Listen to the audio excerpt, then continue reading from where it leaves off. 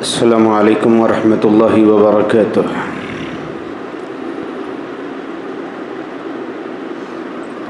ان الحمد للہ والصلاة والسلام علی رسول اللہ اما بعد۔ عن ابی ہریرہ رضی اللہ عنہ قال قال رسول اللہ صلی اللہ علیہ وسلم اتق المحارم تکن اعبد الناس۔ صحیح الجامع۔ ابو ہریرہ رضی اللہ عنہ کہتے ہیں رسول اللہ صلی اللہ علیہ وسلم نے فرمایا کہ تم اللہ کے حرام کردہ چیزوں سے بچ جاؤ تو تم سب سے بڑے عابد کہلاؤ گے اللہ کی نگاہ میں۔ امام البانی نے اس حدیث کو صحیح قرار دیا اور اپنی کتاب صحیح الجامع میں اسے نقل کیا۔ معزز سامعین و سامعات، اللہ تبارک و تعالیٰ کے احکام دو طرح کے ہیں، ایک کرنے کے ہیں اور ایک نہ کرنے کے ہیں، یعنی اس سے بچنے کے ہیں۔ جو احکام اللہ تبارک و تعالیٰ کے ہیں کرنے کے، جیسے نماز پڑھنا، روزہ رکھنا، زکوٰۃ دینا، حج کرنا، سچ بولنا، یہ تمام کے تمام بھی اوامر ہیں۔ جو بندہ ان کاموں کو کر لیتا ہے وہ اللہ کے ہاں بڑا محبوب مانا جائے گا۔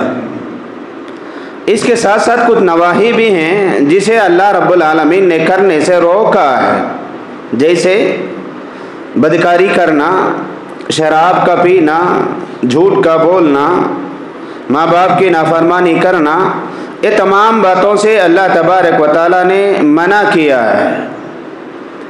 ہم میں سے اکثر لوگوں کو دیکھتے ہیں ہم کہ بہت سارے لوگ اوامر تو کر لیتے ہیں، نماز بھی پڑھ لیتے ہیں، روزہ بھی رکھ لیتے ہیں، زکوٰۃ بھی دے دیتے ہیں، لیکن جن کاموں سے شریعت نے روکا ہے، جن کاموں سے اللہ نے روکا ہے، وہ کاموں کو چھوڑ نہیں پاتے ہیں، وہ کاموں سے رک نہیں پاتے ہیں۔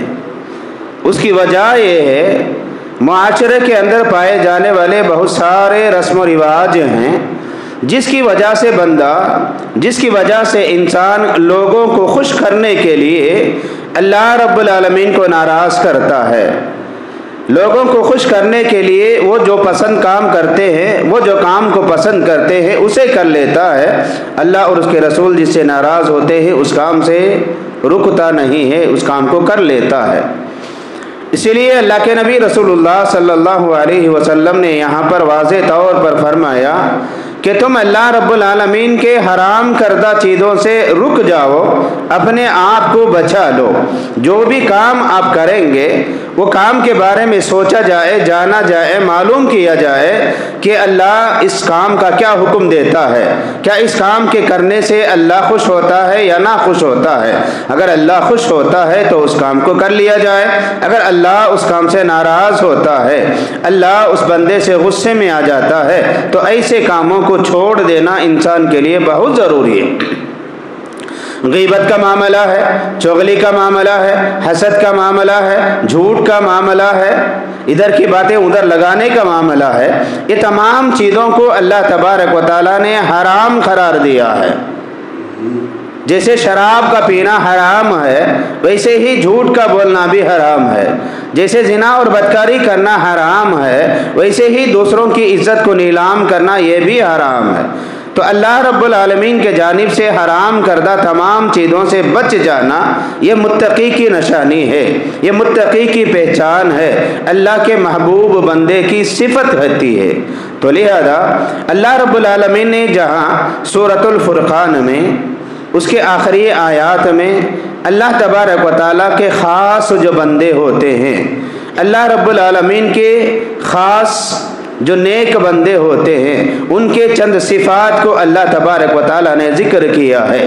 وعباد الرحمن الذین یمشون علی الارض ہونا، تو اللہ تعالیٰ نے ترتیب کے ساتھ میں بتایا ہے کہ میرے خاص جو بندے ہوتے ہیں وہ خاص بندے ان کاموں کو نہیں کریں گے، تو اس میں کچھ کام کرنے کے بھی ہیں اور کچھ کام نہیں کرنے کے بھی ہیں۔ خلاصہ کلام یہ ہے کہ ہم اللہ کو اگر راضی کرنا چاہتے ہیں، نیک اور متقی بننا چاہتے ہیں، تو جہاں اوامر ہیں اس کی پابندی کرتے ہیں تو ایسے ہی نواہی کی بھی پابندی کر لے، یعنی جو کام اللہ نے کرنے کا حکم دیا ان کاموں کو جیسا خوشی سے کرتے ہیں، تو ایسے ہی جن کاموں سے اللہ اور اس کے رسول نے روکا ہے تو ان کاموں سے رک جانا، یہ بھی مومن کے اخلاق اور اس کے اوصاف ہوتے ہیں۔